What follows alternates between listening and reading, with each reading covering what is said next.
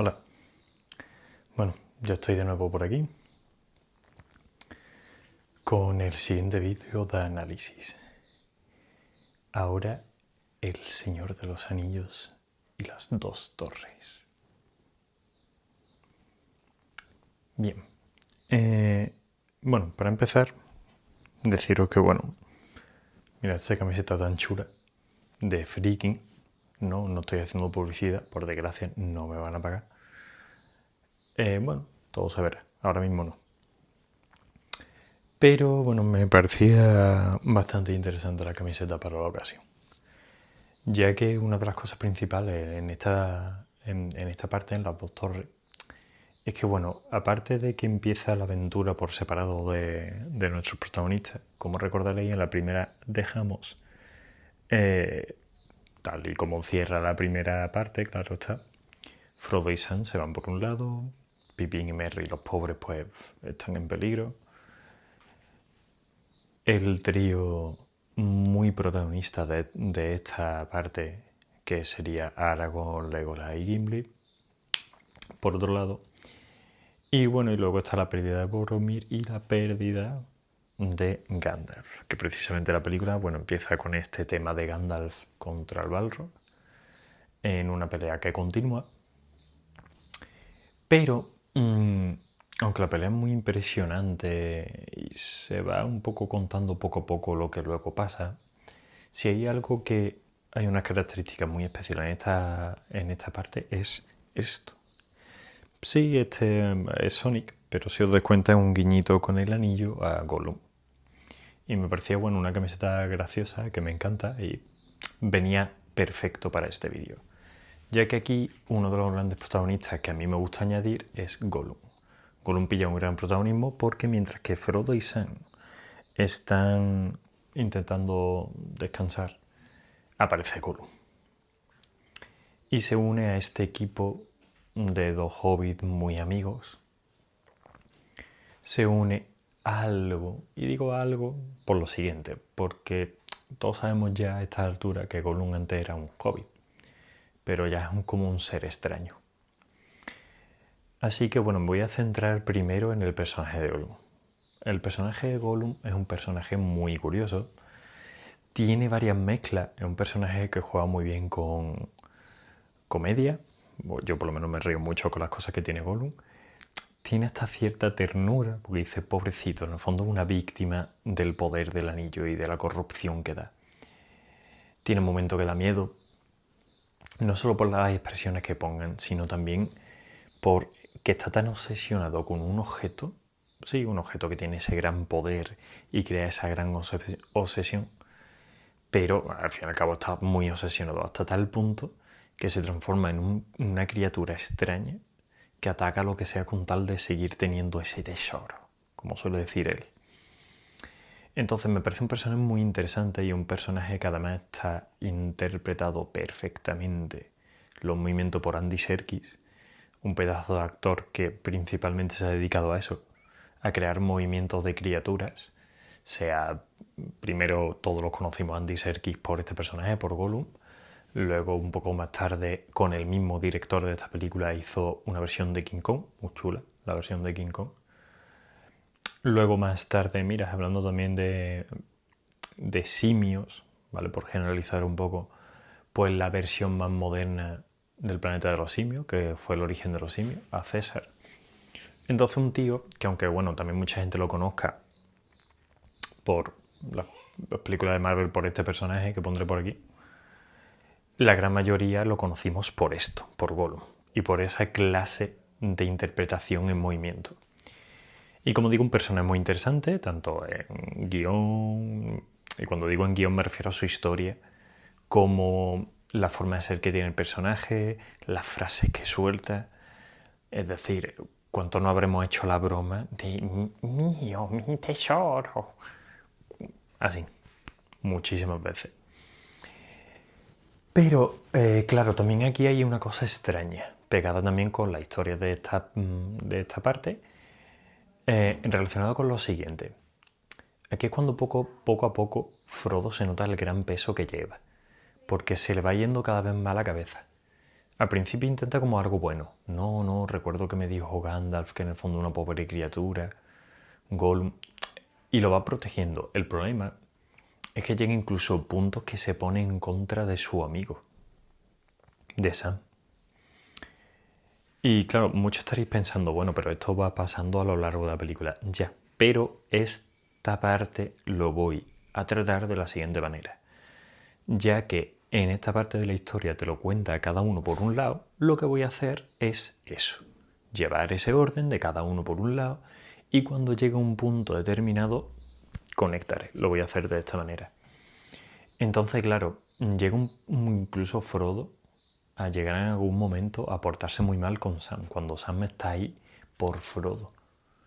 Entonces, una situación muy extraña, muy incómoda. Sí, como digo, tiene momentos cómicos con Gollum, ¿vale? El famoso quédate con tus repugnantes papas. A mí, por ejemplo, siempre me ha hecho mucha gracia.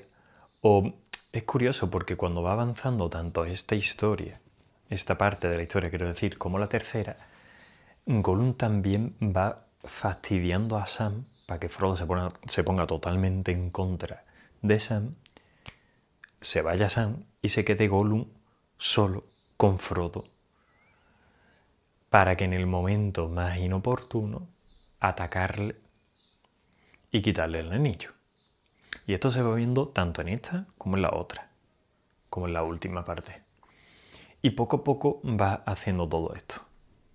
Como coger el pan de lembas y echárselo por encima y mira, tal, y empieza a quitarle las migas. Que como digo, esas son las partes graciosas, pero al mismo tiempo dices tú, uff, qué mala leche tiene el bicharraco este. Pero yo creo que el encanto en este caso de las dos torres, que casi que me voy a centrar más, porque es verdad que su lado con más mala idea se ve más todavía en la tercera. Porque aquí la gracia en las dos torres es la doble cara. Y cuando digo la doble cara es, por un lado Gollum, por otro lado Sméagol. Es decir, en el orden en el que lo he dicho es, por un lado, la criatura que todos conocemos desde el principio, que es ansiosa, es de lo peor que hay en todos los sentidos y que ya es un bicho, un monstruo, a Sméagol, que es la parte hobbit. Pero como es la parte hobbit que también está el pobre mal, como que lo infantilizan. Entonces da más pena lo que le pasa a este pobre ser, vamos a generalizarlo así. Entonces me parece un desarrollo muy interesante de un personaje que curiosamente es protagonista y no. Porque sí, la historia también gira en torno a él. Pero en la primera es que solo se ve como una especie de sombra. Sí, luego está la cosa de que como todavía no habían tratado muy bien ese efecto, pues lo sacan de esa manera, por misterio, hay tantas teorías. Pero la realidad es que, bueno, siempre estaba ahí, desde el principio hasta el final. Entonces aquí te juega mucho con que habla consigo mismo y es como una especie de lucha interna. Me parece muy interesante, la verdad. Luego, por ejemplo, en el caso de los hobbits, como digo, pues bueno, ahí se ve un poco la lealtad tan grande que tiene Sam, que incluso cuando Frodo hace lo que no debe, él más que llenarse de rabia, le da pena, le da dolor por decir, hay que ver cómo está tratando el señor Frodo. Seguro que es que le pasa algo. Entonces ahí se ve la gran bondad que tiene Sam también. Y que por mucho, que como dije en la primera, yo me quejara también en su momento, lo admití, tanto en el primer vídeo como ahora lo vuelvo a repetir, de que Frodo es demasiado cobarde, demasiado tal, y sobre todo cuando eres más pequeño no te fías en él, te fías en el que es más heroico y el que puede con todo, pero el gran peso que lleva Frodo, eso no aguanta cualquiera, ¿eh? Y además durante toda la saga te lo repiten. Aunque sea más disimulado, más clara, pero te lo dicen. El anillo es algo para soportar muy, muy duro. Aparte de eso, ¿vale? Y luego ya volveremos para conectarlo todo al final. Este es el caso de otras dos partes del equipo. ¿Y por qué digo dos partes del equipo cuando antes he dicho Pippin y Merry por un lado que están secuestrados y el trío heroico de esta parte sobre todo que van a salvar a los hobbits? Porque aunque también esté la parte de Gandalf que tiene que volver, esto no es spoiler a esta altura para ninguno de los que estáis viendo el vídeo, bueno, ni para los que no lo veáis tampoco, Gandalf realmente luego se añade al grupo primero del trío heroico de esta película, como acabo de mencionar, pero va y viene como siempre, o casi siempre ha hecho Gandalf.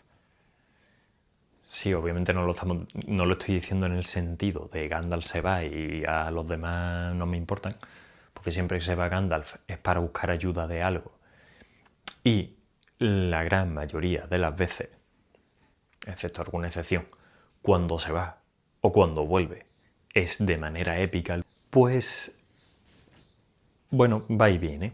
Entonces, realmente si lo repartimos de otra manera sería un poco así.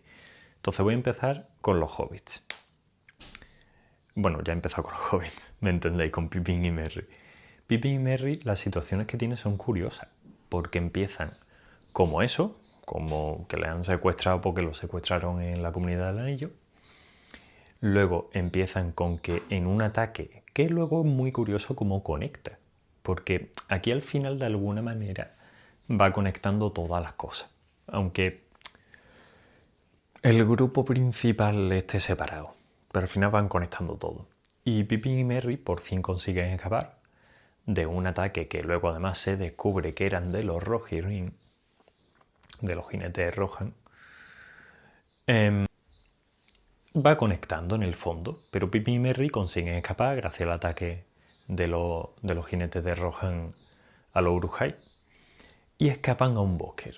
Ese bosque son perseguidos por un orco que consigue sobrevivir, que además quiere comérselo, pero vuelven a ser salvados por la siguiente situación. Aquí es cuando empiezan a aparecer los Ents. Ya sabéis, esos árboles que hablan muy lento. Pero aquí lo curioso de Pippin y Merry, que es como dije en la primera, sí, el dúo cómico de turno, pero tiene sus momentos épicos. Entonces ellos deciden convencer a Barbo, el líder de los Ents, un diseño muy chulo, empieza y se le ocurre a Pippin, que normalmente siempre en un principio como Merry y Pippin, sí, pero Merry era como el más listillo, el otro era el liante loco de la cabeza. Pues se le ocurre a Pippin decir, oye, ¿por qué no vamos por un lado? Para que aunque sea duro, como Saruman está destruyéndolo todo a su paso, o todo lo que puede por lo menos, ha destruido muchos bosques, muchos árboles. Entonces ya hay, aunque sea duro, pero es la manera de que Barbo vea lo que pasa. Porque el problema de los Ents es que no se quieren meter en la guerra. Y es una situación que tienen que hacer todo el mundo, o tiene que intentar todo el mundo hacer algo. Porque si no, es que no van a poder. Y aunque sea de una forma brusca, pero estos dos hobbies, este dúo, pues, ayudan a Barbo y a los Ents. Y es muy curioso porque precisamente aquí, ya que empieza a conectar también con, como he dicho antes, el trío heroico de esta parte, junto con Gandalf, precisamente cuando se termina la guerra esa contra Saruman en su terreno, que vencen muy gloriosamente con una escena muy chula de los Ents derribando todo, dejando pasar el agua para limpiarlo todo. Es cuando aparece el trío de Aragorn, Gimli y Legolas. Vale, voy a ir cambiando el nombre, pero siempre pondré Aragorn, que es un poco el líder de esos tres por delante, junto con Gandalf. Y ahora es cuando voy a conectar lo que han hecho ellos. Hasta ese momento, por supuesto. Ellos pues empiezan, igual que terminaron la primera, persiguiendo a los Uruk-hai a ver dónde van por Pippin y Merry. Y llega la escena que, a diferencia de la gran mayoría de la gente, yo no voy a volver a repetir. ¿Recordáis la escena en la que piensan que han muerto Pippin y Merry y Aragorn le pega una patada al casco? Pues resulta que el grito fue de verdad. Peter Jackson lo dejó porque quedó muy bien y es que se rompió un dedo. Bueno, vale, he vuelto a contarlo. Pero eso, que no voy a ahondar mucho más, ¿vale? Ahora voy a lo siguiente, después de esta coña. Después de esto, resulta que al darle una patada al casco y a sollozar y todo eso, empieza a ver cosas. Que ahí es donde se muestra también la gran habilidad de montaraz que tiene Aragorn. Empieza a tantear, a buscar huellas, todo. Y descubre que ellos dos, Pippin y Merry, los que estaban buscando, se han metido en el bosque. Por eso digo que, aunque Frodo y Sam lo he puesto aparte y no he conectado nada por ahora, porque es verdad que no conectan tanto con los otros, la aventura de Pippin y Merry, junto con Aragorn, Legolas, Gimli y luego Gandalf, sí va conectando. Entonces, esta es la razón de por qué Aragorn, Pippin y Legolas encuentran en el bosque a alguien importante. Que aunque todos lo sabemos, lo voy a dejar un momento así. Porque Pippin y Merry se metieron en el bosque. Pero también ¿por qué pasó esto? Porque antes los jinetes de Rohan fueron a intentar cazar, matar a estos Uruk-hai y estos orcos. Y Aragorn, Pippin y Legolas, Gimli y Legolas, se encontraron con estos jinetes de Rohan. Entonces, esta tanda del grupo primero de la primera parte, de la Comunidad del Anillo, esta Comunidad del Anillo, esta parte, están todo el rato conectando sus historias. Cuando se meten en el bosque a seguir buscando a Pippin y a Merry, se encuentra con la gran sorpresa. Empiezan como a tener un presentimiento raro. Cuando van a atacar a ese ser blanco que piensan que es Saruman, el problema es que le tira un hacha Gimli y ese ser blanco se lo quita de en medio rápido. A Legolas el arco se le rompe. A Aragorn le quema la empuñadura de la espada. Es decir, no pueden con ese mago. ¿Cuál es la parte buena? Que no es Saruman, es Gandalf. Gandalf es blanco, que ahora pasamos a lo que le ha ocurrido para que tenga esa evolución. Y es que peleando con el Balrog, como si se tratase de un videojuego, subió de nivel. Y pasó de Gandalf el gris a Gandalf el blanco. Ahora es un mago mucho más poderoso. Un mago que por el diseño se ve que se peina.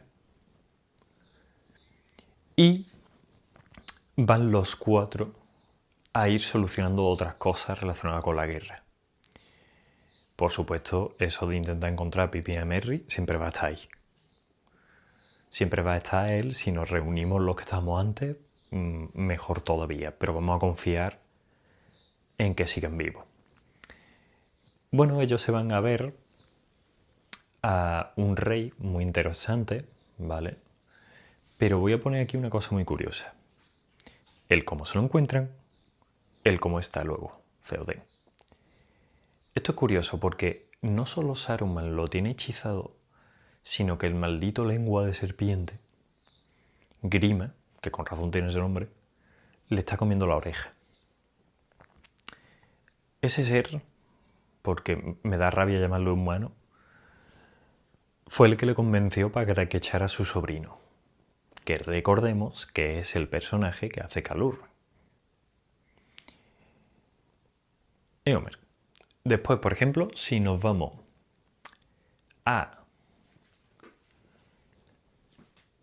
otro personaje muy importante dentro de esa visita a ese rey, es su sobrina. A ver, Éowyn, estamos hablando de uno de los mejores personajes femeninos de la ficción. Y lo digo tal cual. Sobre todo de fantasía y todo esto. Y recordad que esta película, bueno, más si nos vamos al libro, pues más antiguo todavía, estamos hablando del principio de los 2000. Entonces, no era tan típico ver a una mujer femenina de estas características sin de acción, no era tan común. Entonces, un personaje muy interesante. Lo cual, bueno, se enamora de Aragorn, ya desde esta, de las dos torres. Y cuando el trío junto a Gandalf, lo voy a definir de esa manera, llegan allí, que además hay una escena muy chula que es, bueno, sin armas. Vale, muy bien. Y Gandalf, ay, no dejará que un pobre anciano vaya sin su apoyo para que le conserven la vara. Vaya, tiene telita a Gandalf. Sigue, sigue, además incluso se engancha como si fuera un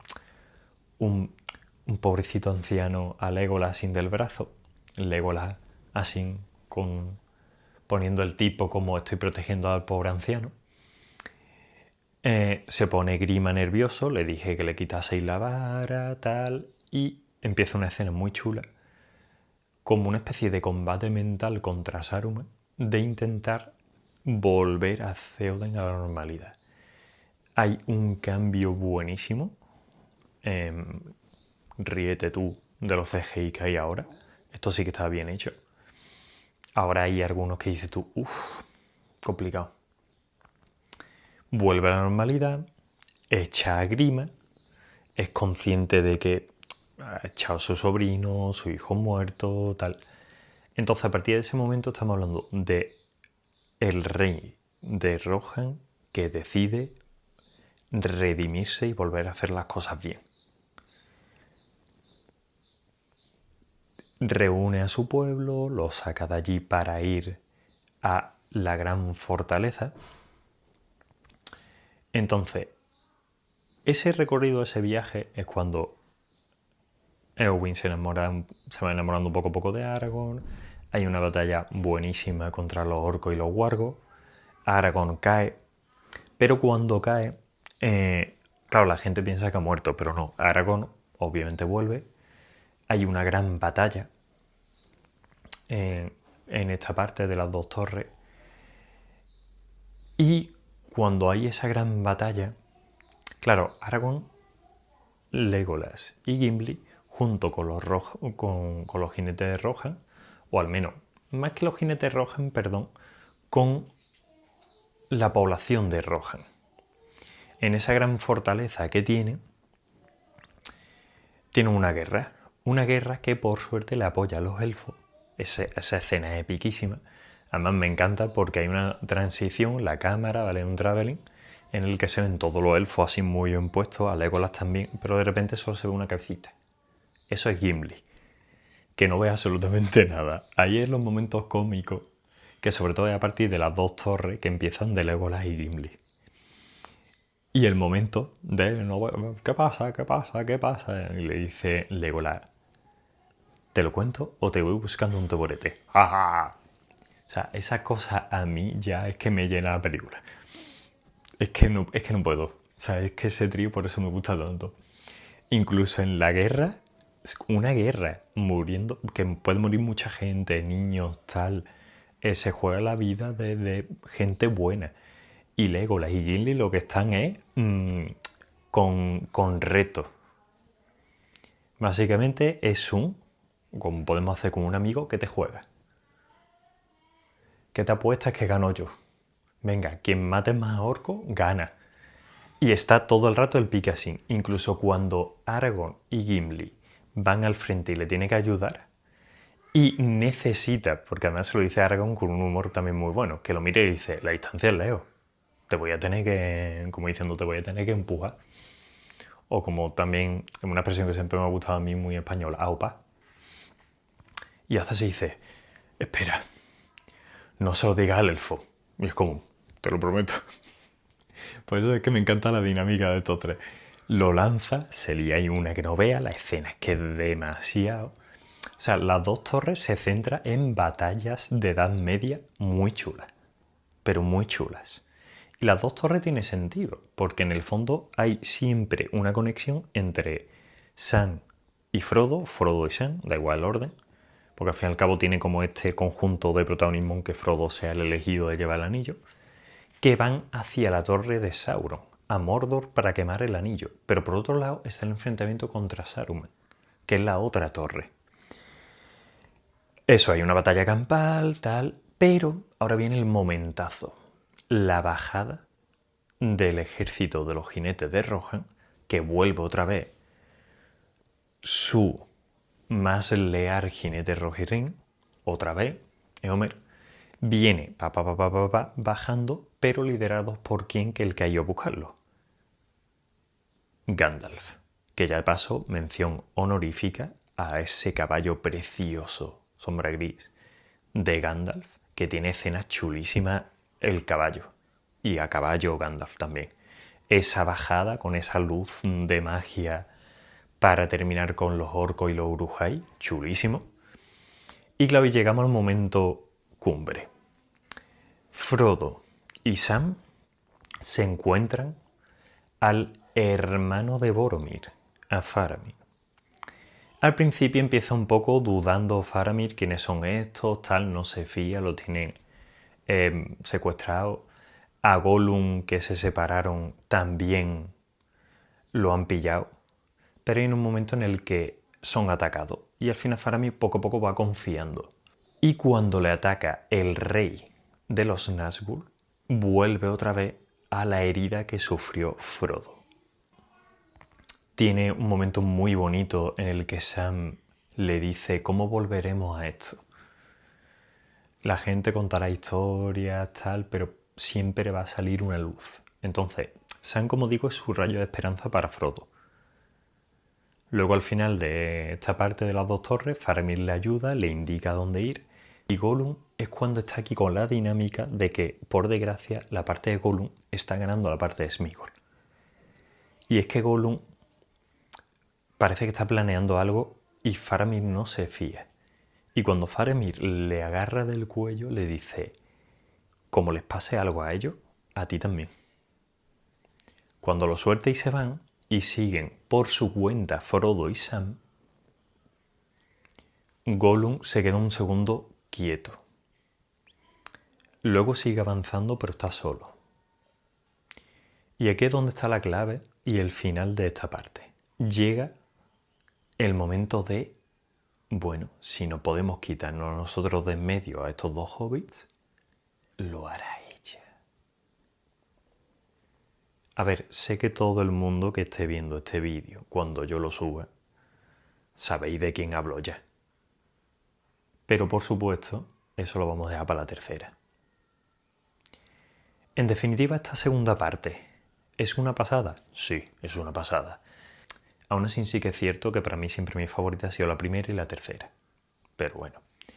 Dicho esto, una película muy completa, que nunca mejor dicho complementa las tres partes, porque aquí se ve más bien que aunque se juntaran para una cosa,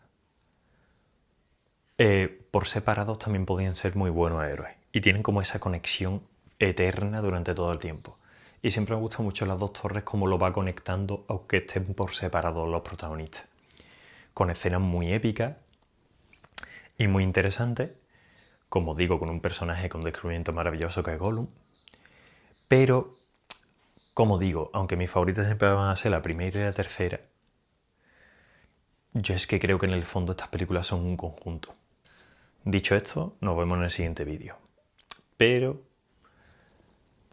aunque será el fin del Señor Anillo, se esperan mucho más cosas. Y puede ser que, aunque no sea hablando de las películas como tal, de esta manera de análisis, alguna otra cosa seguro que haga del Señor Anillo más. Ahora sí, hasta el siguiente vídeo.